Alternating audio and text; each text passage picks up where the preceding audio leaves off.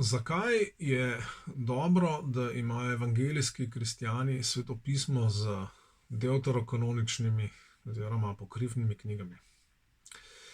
No, lahko mi rečeš, ja, Matjaž, ti delaš za svetopisansko družbo, seveda zagovarjaš to stališče, ne? Ker svetopisanska družba večinoma izdaja svetopisma z deuterokanoničnimi knjigami.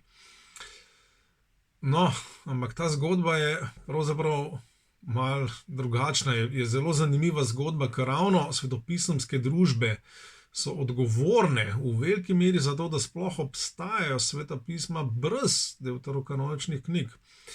Namreč britanska svetopisemska družba, ki je v začetku 19. stoletja začela množično tiskati svetopisma, je enostavno zaradi odločitve, da je tiskati še teh dodatnih par sto strani predrago, je sprejela ta sklep, da se tega ne tiska.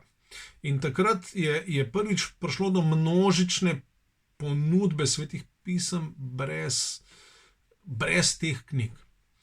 No, ampak zdaj, kako je s temi knjigami? Tukaj moramo iti malo nazaj v zgodovino, moramo pogledati dejansko, kaj se je dogajalo skozi zgodovino. In če gremo skozi vso zgodovino cerkve od prvih stoletij, neprestano najdevamo mnenja za in mnenja proti. Recimo tipično že v 2. stoletju najdemo pri Justinu mnenje za, se pravi te deuterokanonične knjige so del svetega pisma, in najdemo v 2. stoletju recimo Melitona, ki pravi, da ne, ki zagovarja ožji hebrejski kanon. In tako iz stoletja v stoletje, recimo v 4. stoletju Avguštin pravi ja, Hieronim pravi ne. No in tako gre naprej, tako se krščanska zgodovina nadaljuje. No, seveda v času reformacije se pa potem recimo kristijani se zdi, da so kar nekako živeli s to dvojnostjo do takrat, ne. Se pravi, eni glasovi so bili proti, eni so bili za, nekako se je vedelo, da pač se v teh knjigah debatira. No, ampak ni pa bilo enega dokončnega sklepa glede tega, pač bili so nekateri lokalni sklepi, ne pa nek splošen, da bi se vsi kristijani s tem strinjali, pa ga ni bilo. No in takrat v času reformacije se je potem to tako razrešilo, da sta nastala dva tabora. Kot vemo, protestanti so zagovarjali ožji kanon, se pravi brez deuterokanoničnih knjig, kot vemo, katoličani so pa na Tridentinskem koncilu sprejeli širši kanon z deuterokanoničnimi knjigami. In to je potem vsaj na zahodu recimo rešili, končali debato. No, ampak, ne, vendar, ob temu, da so skozi obstajala mnenja za in proti, je pa treba se zavedati ene stvari, da Biblije, ki jih imamo, krščanske Biblije, so pa te knjige vedno vsebovale. Se pravi, recimo prvi kodeksi, ki jih imamo, to so v 4. stoletju, prav prvič, ko so bile vse te svetopisanske knjige zbrane v eni knjigi, ker prej so bili to posamezni zvitki, a ne. Se pravi, čim se pojavijo te kodeksi vedno imajo tudi te deuterokanonične oziroma apokrifne knjige. In tako gre potem skozi ves srednji vek in kar je pa seveda zdaj tudi zelo pomembno, tako gre tudi pri protestantih. Protestanti, kljub temu, da so se zavzeli za ožji kanon, teh knjig niso izključili iz samih konkretnih izdaj svetega pisma. Luther jih je prevedel in jih tiskal ves čas. In on jih je prvi tudi zbral na tako posebej med staro in novo zavezo. To je prvič pri Lutheru najdemo tako konkretno svetopismo, ker so te knjige zbrane na enem kraju med staro in novo zavezo. Prej so bile zmeraj razkropljene med ostalimi knjigami stare zaveze. In enako se pa pri nas Dalmatin, enako slavni angleški King James Version, ki ima vse te knjige prevedene, še nekaj več jih ima, teh apokrifnih prevedenih. In te knjige in potem tudi v nadaljnjih stoletjih večinoma so se Biblije tiskale vedno z temi knjigami. Zelo, zelo redki primeri so, da jih najdemo med protestanti Biblije, ki so brez teh knjig.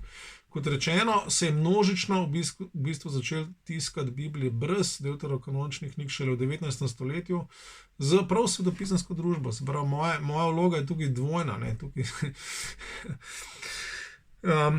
No, ampak tukaj bi pa opozoril še na eno drugo mnenje, ki ga pa najdemo bolj pri vzhodnih cerkvenih učiteljih, najdemo ga recimo pri Atanaziju, ali pa tudi pri Eusebiju in pri drugih, ko so razpravljali o teh vprašanjih, katere knjige so v Svetem pismu in katere niso imeli samo dveh kategorij, se pravi, ja pa ne, ampak so imeli še dve vmesne. So imeli dejansko knjige, ki so dobre za branje, tudi so primerne za branje v cerkvi, ampak niso navdihnjene, se pravi, so v redu, pa niso navdihnjene. In sem so ponavadi šteli te tako imenovane deuterokanonične knjige. Potem tretja kategorija so bile pač navadni krščanski teksti, ki nikakor niso del Svetega pisma, ker so poznejši in tako naprej. Četrta kategorija so pa potem heretične knjige, tiste, ki se jih treba izogibati in tako naprej. Se pravi, niso imeli samo dveh opcij, ampak so imeli 4 in te deuterokanonične knjige so ponavadi pogosto uvrstili v to drugo opcijo. No in zaradi tega lahko razumemo, zakaj so se te knjige vedno tudi znašle v konkretnih fizičnih primerkih Biblij, ki jih imamo, od 4. stoletja naprej so bile vedno vključene, s tem, da očitno je pa vedno tudi bilo neko razumevanje, ali pa saj delno je bilo razumevanje, ok, glede teh knjig ni enotnosti, ali pa celo glede teh knjig je jasno, da so sekundarne, da niso navdihnjene, pa vendar nekoliko spadajo zraven, so del te širše slike in zato so bile vključene v svetopisanske rokopise in seveda tudi pozneje v vse svetopisanske tiske.